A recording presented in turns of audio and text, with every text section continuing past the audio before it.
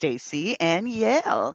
Each episode is an exploration of taste as we dive into the good, the bad, and the unexpected in TV and movies. Tune in for celebrity guests and stay for surprising recommendations. This is Hollywood Approved.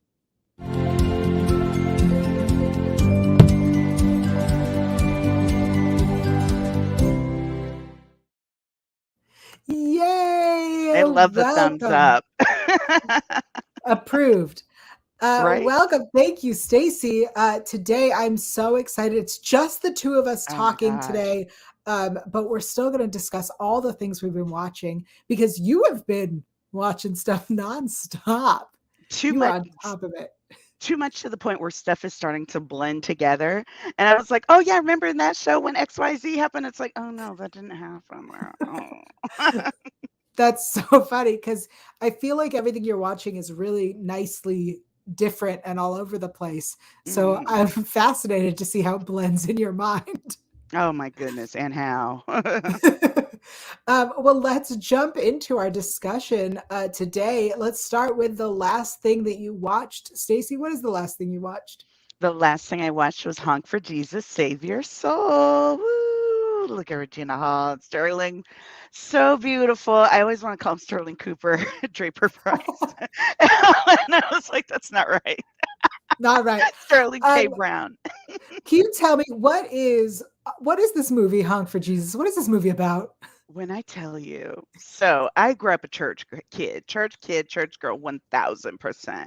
And there is something about churches, about mega churches, and then about Black churches. And this is all of those wrapped together. It's the story of Trinity, who is played by Regina Hall, and her husband, Lee Curtis, which I'm dying, Lee Curtis Wilds in Atlanta. They were the owners of this huge mega church, and then the pastor got involved in a sex scandal. So they closed down for a while, and now they're building up to a reopening. And they have like a documentary crew following them, and they're building up to this reopening to see if they can kind of reclaim some of their former glory. And I saw Regina Hall as the beleaguered pastor's wife. I was like, if they don't give her her flowers, I said, I want her to have the flowers, the bushes, the garden, the ground, any piece of land she wants. They need to take it and give it to her because she deserves. She does a magnificent job. And Sterling is amazing. Also notable in it is Nicole Bahari, who, when I tell you, there is a section of Twitter where she holds a very, very fond place in our hearts because of how they did her on Sleepy Hollow. And so there are people ready to just, go to bat for Nicole, and she is fantastic in this movie. So I recommend it to everyone. It was so fun. I was laughing, I was cringing. I was like grabbing on my neighbor, like, oh my God. We had such a good time. Check it out. Let me ask you, as somebody who is one has, I guess, never attended a Black church, but also has never really attended a church, um, especially not a mega church. Is this is Are there jokes? Is this relatable enough that a nice Jewish girl would enjoy it and be able to appreciate the humor? One thing I love about it is very specific, and there's no church splaining in it. So there are some jokes that are just going to go poof, and then you're like, okay, maybe I need to Google that later to see, what this reaction was about. But the underlying themes, it's about relationships, it's about truth, it's about corruption, just all of these things that everybody has access to. Okay. And I wanted to note, so basically uh, they had submitted this as a short film to the Sundance Writing Lab, and Daniel Kaluuya just happened upon it. And so he works with Jordan Peele now officially as a co-partner in Monkey Paw Productions. And so Daniel was like, "We got to do this movie. This is their first ever feature." They literally graduated film school 2019. Oh, It's wow. insanity to be back to have your premiere at Sundance, to be backed by Monkey Paw and Jordan Peele, but the work is there. The quality is there. They knew what they wanted and they knew how to get it. And so yeah, I can't recommend it enough. It's so good. That's awesome. Well, I will have to check it out and then I will have to Google things. I Yes. imagine it's similar to how people like my roommate watches Mrs. Maisel with me and I'm laughing at things he's not getting. And afterwards he Exactly. goes, what was funny there? I remember there's this movie called Beautiful Thing. It's British. It's like a gay coming of age feature, mid 90s. It's or no, probably late 90s. It's amazing. Everyone go watch it. It's great. But they had this whole thing about cheese and salad, bang on food, clears up your spots, it does. And I was just like, what are you saying? you know, and I watched the movie a billion times in a row and could quote that section like verbatim, had no clue what it meant. And then suddenly I was watching some random YouTube and they're like, oh, spots means pimples. And, cheese on salad is just like a cheese sandwich. And I was just like, oh my God, And so while I very much did enjoy it in the moment, once Mm. I learned about it and like did that research, I was like, there's another layer. That's very fun. Well, speaking of layered, the last thing I watched was the new season of Never Have I Ever. Mm. I usually am not into young adult dramas, but this show, I don't know why, it It's really so cute. appeals to me. Maybe it's because of my immigrant parents, even though it's a different country, it's still Still, very yeah. relatable. Um, I also have a very I have a belief as to where the ship should be. Like I am on one side and I refuse to be on any other side. Um, and so I'm The really ships are invested. serious. The They ships are really are. serious between Bavy and Benvy and Paxi and all this other stuff. I love it. This fandom stands down. When I tell you, so we went to the premiere and usually you can get like, oh, can I get another plus one and we'll see who we can fit in. And she was like, we are packed. And I was like, oh, well, when we go, we'll see and blah, blah, blah.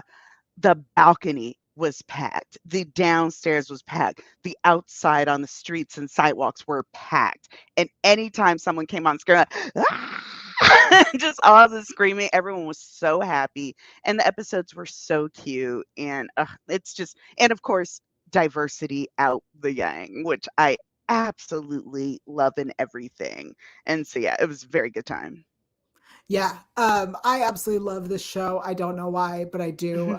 And there's a new season and I'm really glad that it seems like there will probably be more. Well, so apparently the next season is supposed to be the last. So they did like freshman, sophomore, this is junior Yeah. year, and then next year will be senior year. And so everybody's ramping up. I'm like, all right, let's go. Yeah. I'm excited to see where we go for the last season. hmm Um, what is a show or movie that you just discovered? So this is on Netflix. It's called Boo. I call it Boo Bish, but yeah, what it is. Um, this show is so cute. Basically, these two girls are best friends, and they're resolved to make high school the best ever.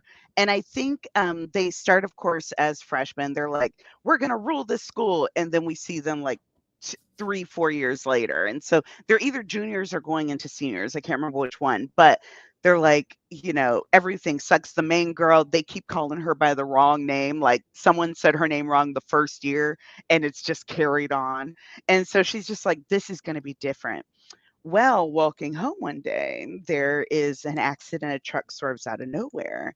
And the next thing we wake up and one of the girls is underneath this moose and like dead, like 100% dead. And so the girl she realizes like, oh my God, her best friend is a ghost now.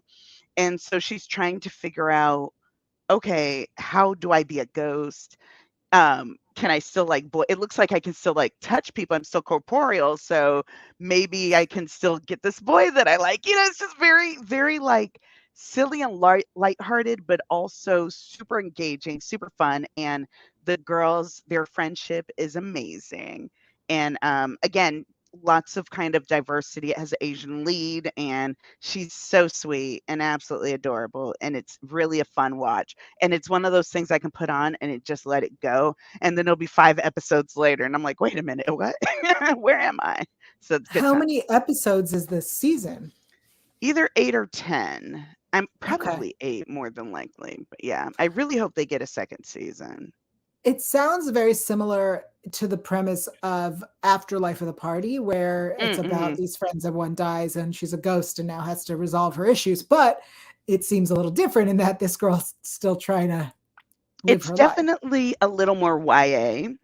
Okay. And you can tell that the shoe hasn't dropped because she's like, what do I have to cross over? And maybe in order to cross over, I have to kiss this boy so I can fulfill like my life's dreams, that kind of Sure. thing. And it's one of those things where it's not overly saccharine, but it is very like it tugs at all those 13-year-old heartstrings where you're like, all I want is to kiss a boy and I want to hold his hand and I want to go steady, that kind of thing. And so it's just like, Okay. it's so sweet. Amazing. Well, I discovered something very different. Oh my And I God, I this love really was this. a fun discovery. It's a documentary and it Hmm. is called Inside the Mind of a Cat. Um, for those who don't know, I am a very big fan of cats. Yeah, there's like a cat poster right there. I like cats. So this was a beautiful discovery. It's just a short, hour and a bit documentary about cats, and it answers a lot of questions like, do your cats know their name? Do they like you? Why do they do some of these things? How to get a cat to like you? It's really Mhm. fascinating. And turns out the like research about cats is 15 years behind research about dogs, which Because is dogs are much more expressive, I think. Cats like to keep it to close to the vest. whatever. I am heartbroken, and I'm glad that this information is being spread because cats are wonderful.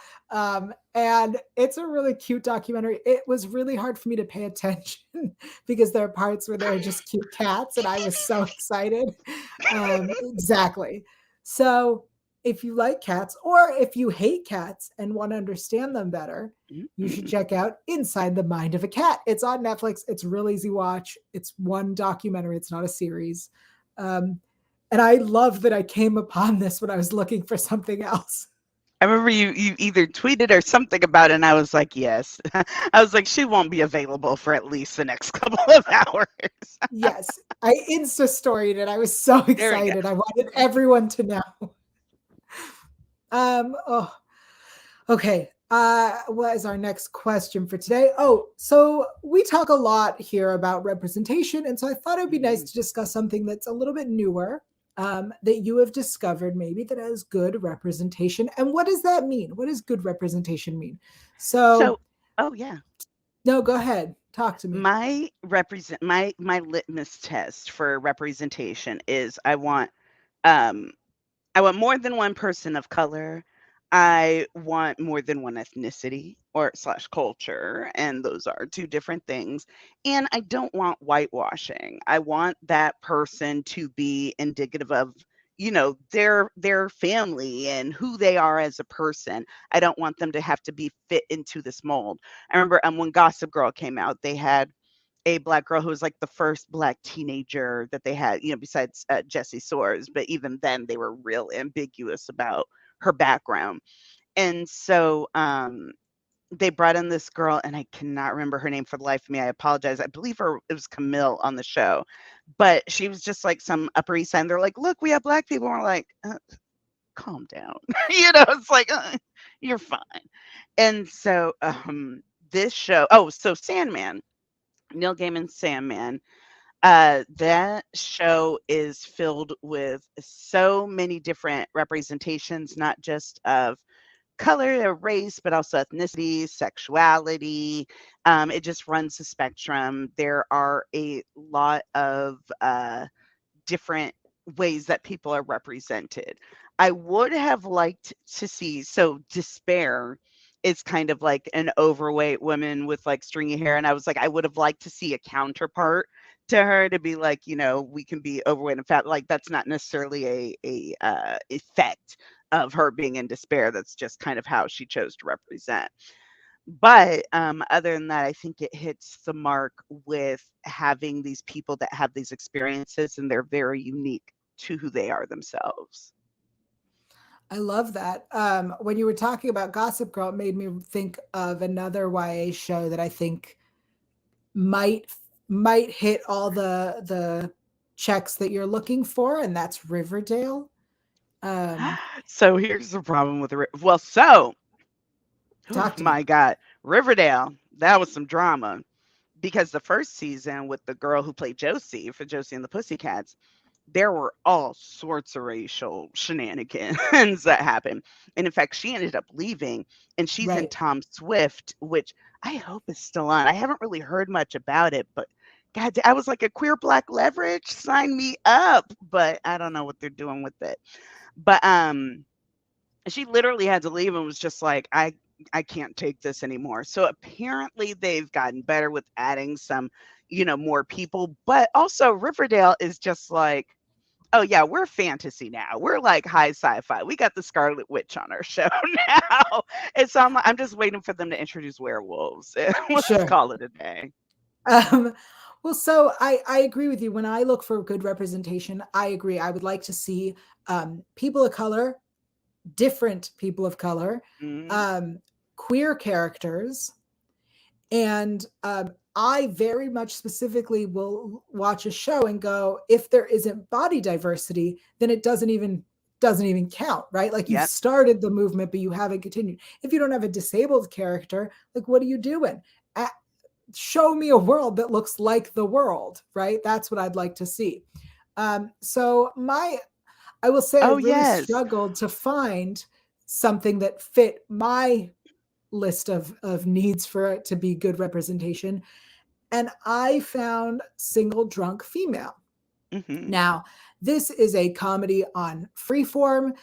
We have a cast of different ethnicities. We have trans characters. We have the whole storyline is about sobriety, which is something that is not often discussed on television, not done in Exactly. this way. And of course, we've got body diversity, which is one of the things that I'm very passionate about. Right? Although I don't like that she's just the best friend, which is where you usually put your plus size girl. I do love these characters a lot. And the fact that you have not just the one plus size character amongst all the rest, we do have different people of different shapes and Right. sizes throughout. There's queer characters, there's very beautifully open bisexuality. I think Single Drug Female really hits what I'm looking for when I look for good representation. I'll give a few more, and I totally agree. I watched Hulu kept being like, "You should watch the show. You should watch the show," and I Mhm. was like, "Fine." And so I watched a few episodes, and I was like, oh, "Okay, I see why you suggested this to me. Like, this would 100% be at my alley." And it does have a lot of pluses. Um, I get very, very cagey with people who are going through addiction issues and kind of showing basically how they are getting around keeping those addiction issues. I'm just like, oh, but I also realized that was just like the first part. And so now we have to kind of start her journey and go from there. So I'll be interested to see kind of how that wraps up. But in general, some other good examples: Queer as Folk, the new one on Peacock, lousy with diversity and representation, race, ethnicity, and several people who have disabilities that are like integral to the storylines, main cast. It's absolutely amazing. Hacks is a great one that has some body diversity and it's my girl Kayla. she she is a hot mess, but she owns it and she looks fabulous doing it. I adore her. Um, oh, and Kevin Kneff himself was very, very good. That's one with Annie Murphy on AMC Plus, and definitely worth the watch. But they have a little bit of racial diversity, but they also have some body diversity in there, and it's very, very well done. Amazing. I love that we've given so many examples. I Mhm. hope we will be able, I hope that as we keep doing the show, we will have more to present. Yes. Yeah. And our last question for today, I thought we'd have a little bit of fun trying to reboot some things. The trailer for the show Reboot came out today. So Oh I my thought it'd be fun to god. reboot and see how we would modernize things because there's a show that I absolutely loved. It was ahead of its time. I think that it was very problematic but also could have gone in a beautiful way. And if it were rebooted now, I think it would be fantastic. This show is called Huge. It was on ABC Mm. Family before it was Freeform. It was about a Yes. bunch of different kids sent to fat camp. And it was, Harvey. yeah, so Harvey Guillen, who just won the HCA award, Mhm. was in this uh, Raven Goodwin, and a few others. That's Haley Hasselhoff in there, and it starred Nikki Blonsky, who was best known for Hairspray. Hairspray.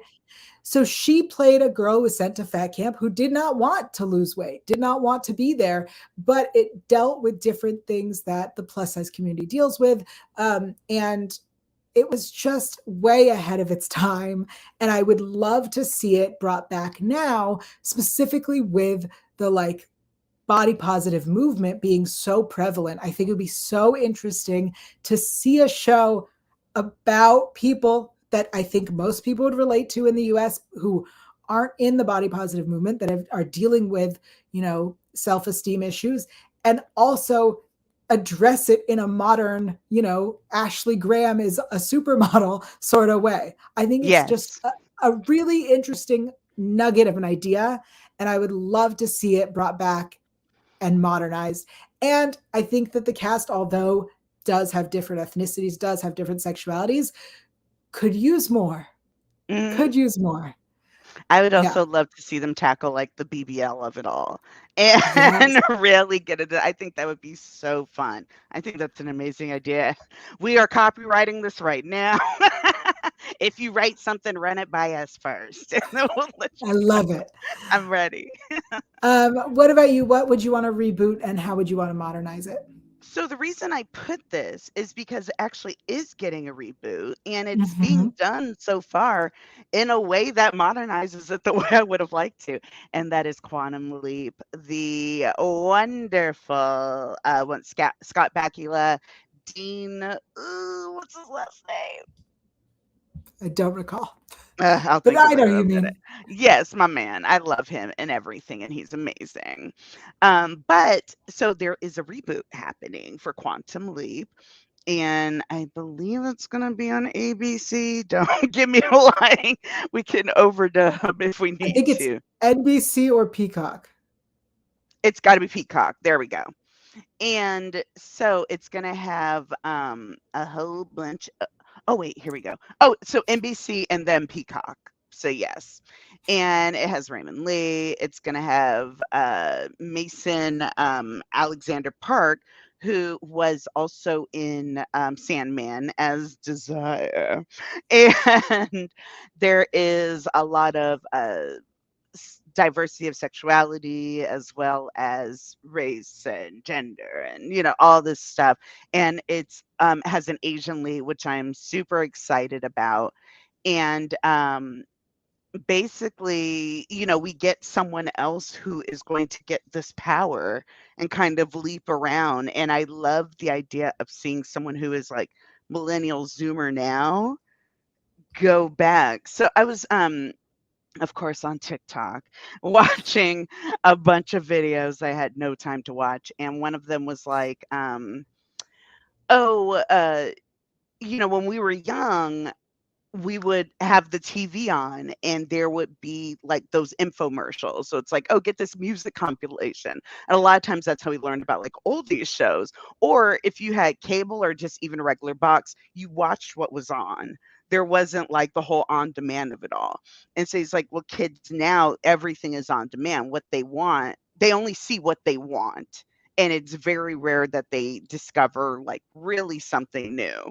And so I was like, I would love to see them kind of go back to these times and be like, what? What is any of this? Oh, yeah. What's a floppy disk? What's happening? And so I think that they do play with that a little bit in here. And yeah, I'm really excited to see kind of how it goes. I agree. I think that all the news that's come out about this reboot sounds fascinating. Hmm. I right before I think they announced the reboot, or maybe they just announced it, or they were talking about it. I went and watched the 2-part premiere and then the finale.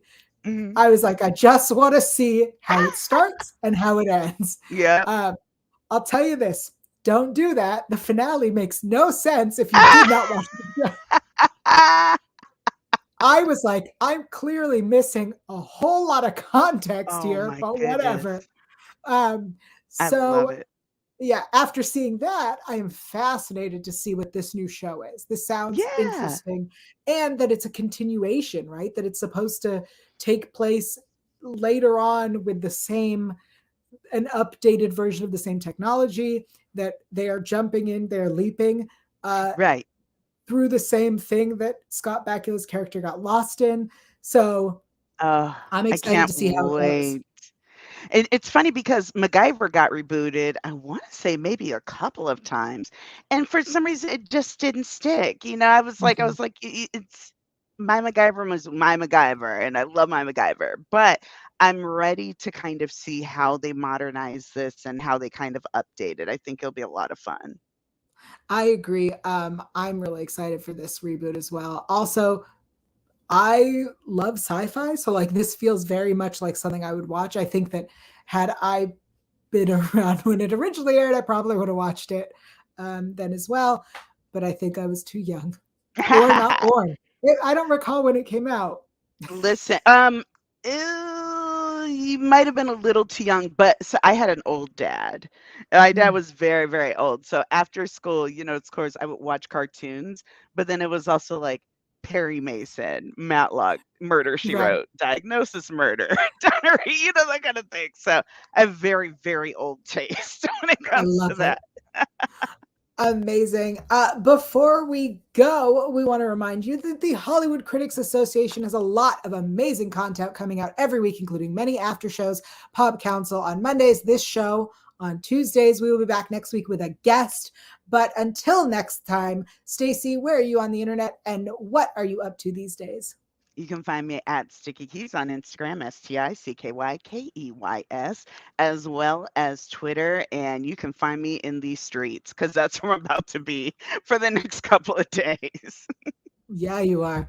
I am Yael Tygiel. I'm everywhere at Yael Tygiel. That is YAELTYGIEL. You can find me here on Tuesdays and really on Twitter and Instagram every other day, telling you about all the stuff I'm doing. If you watch Leverage Redemption, make sure you've checked out the official Leverage Redemption after show on Electric Now. There is a whole bunch of stuff coming up soon on Electric Now, so you may want to download the app. It's free. That's all I'm Ooh, going to say. We'll see you next week, everybody. Bye. bye.